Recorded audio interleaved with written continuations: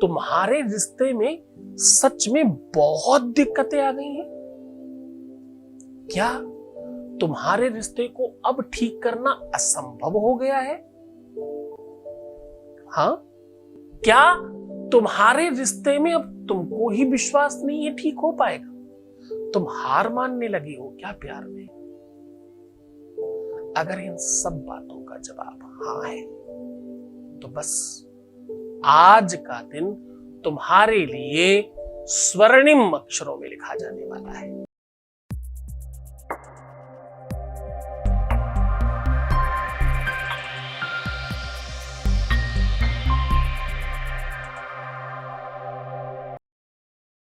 अब आज मैं उन रामायणों से, उन पूरी की पूरी राम गाथा से सीता राम के मिलन की संभावनाओं को आपके साथ साझा कर रहा हूं।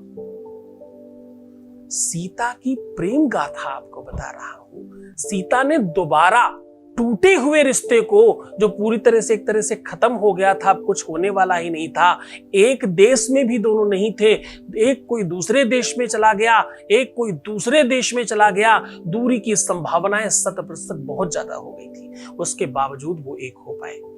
कैसे? सिंघका के वध की वजह से, वरना ये संभावनाएं बन ही ना पाती।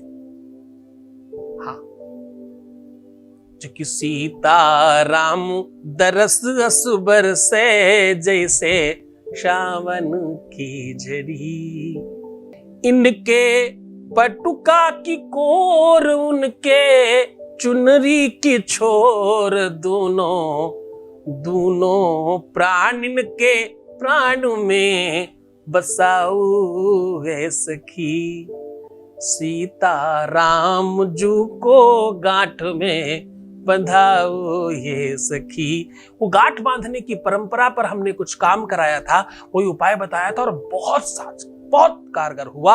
आज हम क्या कह रहे हैं? आज हम गांठ बांधने की बात नहीं कर रहे हैं, आज हम कह रहे हैं कि अगर दूरियां बढ़ गई हैं, अगर किसी भी वजह से दो अलग अलग जगहों पर लोग पहुंच गए, चाहे वो डिस्टेंस वाइज दूरी हो, चाहे दिल वाइज दूरी हो, चाहे माइंड वाइज दूरी हो, चाहे विचारों की दूरियां हो, चाहे संभावनाओं की दूरियां हो, चाहे संवेदनाओं की दूरियां हो, दूरियां कोई भी हो, हर प्रकार की दूरियों को खत्म करने का साधन आज बता रहा हूं। गंभीर चिंतन है, जरा समझ कर रहना, जरा इसमें गहरे उतरने का प्रयत्न करना। मैं आज आपको रामायण का वो कांड दिखा रहा हूं जो तुमने कभी देखा ही नहीं।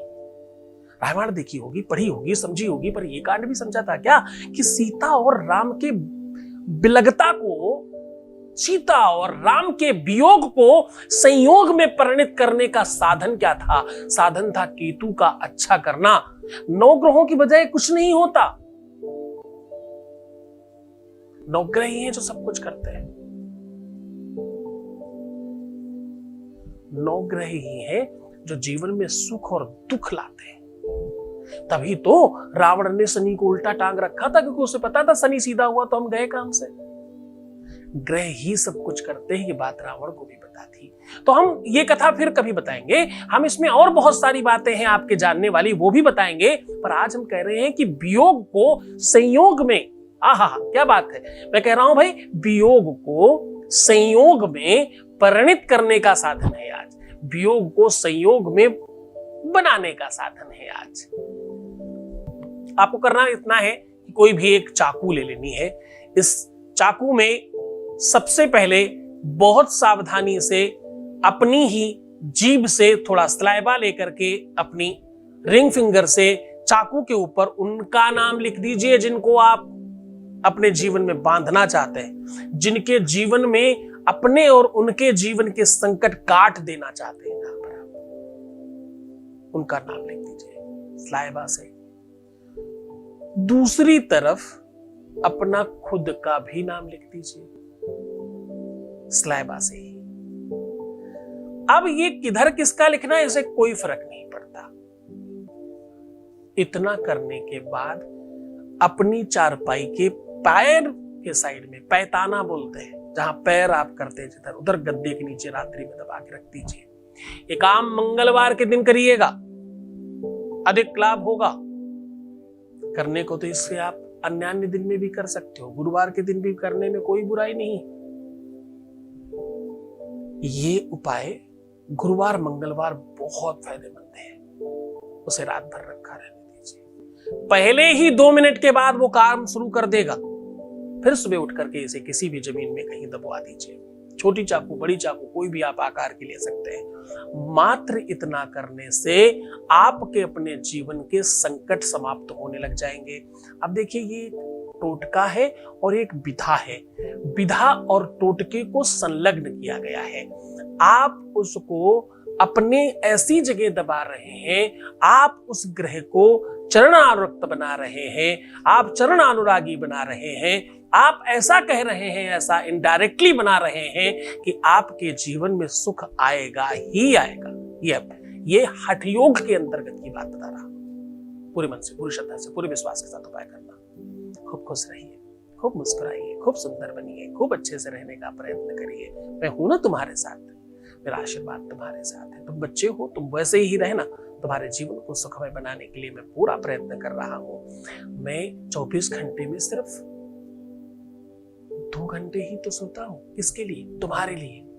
तुम्हारे लिए प्रयत्नशील हूं, तुम्हारे लिए तपस्याएं कर रहा हूं। तुम में से 20-22 लाख लोग तो इधर हो चुके, अब उधर जितने लोग हो उस पर काम चल रहा है। हूं मैं तुम्हारे साथ, चिंता मत करना। हर हाल में, हर परिस्थिति में तुम्हारे साथ हूं और तुम्हें जीवंत करने के लिए प्रयत्नशील हूं। मेरी मदद करो। कैसे मदद करोगे? रोना, बिलखना, नेगेटिव होना, उल्टा सीधा सोचना बंद करके। प्रीवियस लाइफ कभी नहीं बताना है, पैसों का आदान प्रदान नहीं करना है। ये सब तो तुम मान रहे हो, पर ये वाली बात नहीं मानते। रोना, बिलखना, परेशान होना, उल्टा सीधा सोचना, नेगेटिव चिंतन करना, इस पर भी चिंतन करो, इसको भी मानो। जैसे तुम मानोगे वैसे तुम्हारे जीवन की सब चीजें ठीक हो जाएगी। भगवान जी तुम्हें पसंद करे, तुम्हारे जीवन में प्यार भरे। भाई, तुम जिसे चाहते हो तुम्हें मिल जाए। आशीर्वाद दे रहा हूं। कब फलीभूत होगा? जब तुम मेरी बातें मानोगे। गुरु का आदेश मानने वाले लोगों के जीवन में सुख बढ़ता है। तब बहुत आशीर्वाद। ओम नमः शिवाय।